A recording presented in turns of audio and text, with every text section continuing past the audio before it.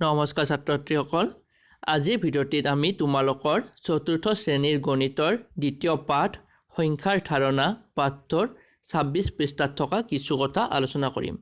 তোমালোকে কিতাপৰ 26 পৃষ্ঠাটো উলিয়াই লোৱা। তাত দেখিবা এনেকৈ দিয়া আছে যে তলৰ সংখ্যাবোৰৰ আগৰ আৰু পাছৰ সংখ্যাবোৰ লিখা। যে আমাক তলত কিছুমান সংখ্যা দিয়া আছে আৰু সেই সংখ্যাবোৰৰ আগৰ সংখ্যা অৰ্থাৎ সেই সংখ্যাটো পোৱাৰ আগতে আমি যোনটো সংখ্যা পাওঁ সেইটো সংখ্যা আৰু পাছৰ সংখ্যা অৰ্থাৎ সেই সংখ্যাটো পাৰ হৈ তাৰপিছত আমি যোনটো সংখ্যা পাওঁ সেইটো সংখ্যা আমাক নিৰ্ণয় কৰিব দিছে। ধৰা আমি 2টো লৈছোঁ, 2ৰ আগৰ সংখ্যা কি হ'ব? আমি 2 পোৱাৰ আগতে 1 পাওঁ, 2ৰ আগৰ সংখ্যা 1 হ'ল আৰু 2ৰ পিছৰ সংখ্যা হ'ব 3, 2ৰ পিছত 3 পাওঁ। তেনেকৈ আমাক ইয়াত যিকেইটা সংখ্যা দিয়া আছে সেই সংখ্যাকেইটাৰো আমি আগৰ সংখ্যাটো আৰু পিছৰ সংখ্যাটো নিৰ্ণয় কৰিব লাগে। এতিয়া প্ৰথমটো দিয়া আছে আমাক 1000। এতিয়া আমি লিখিব লাগে 1000 পোৱাৰ আগতে আমি কি পাওঁ বা 1000তকৈ 1 কম সংখ্যাটো আমি লিখিব লাগে। আৰু 1000ৰ আগত আমি পাওঁ 999 আৰু 1000ৰ পিছত পাওঁ আমি 1001। অৰ্থাৎ আমি 1000তকৈ 1 কম হ'লে 999 হয় আৰু 1000তকৈ 1 বেছি হ'লে 1001 হয়। তাৰপিছত সংখ্যাটো দিয়া আছে 2350।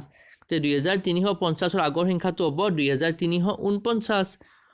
2349 আমি এনেকৈ লিখোঁ 2 3 4 9 2349 আৰু 2350ৰ পাছৰ সংখ্যাটো হ'ব 2351।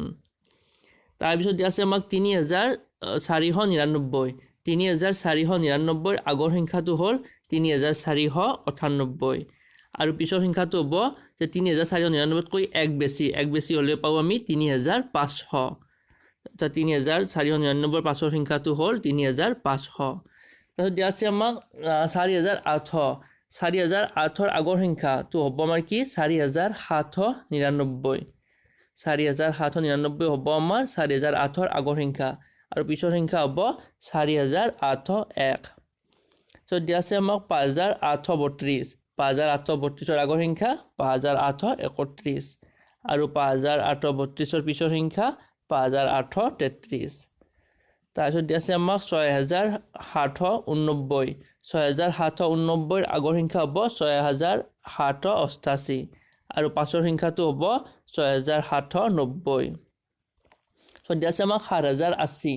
7080ৰ আমাৰ আগৰ সংখ্যাটো হ'ব 7079। 7079 আৰু পিছৰটো হ'ব 7081। 8501ৰ আগৰ সংখ্যা হ'ব 8500 আৰু 8501ৰ পিছৰ সংখ্যা হ'ব 8502।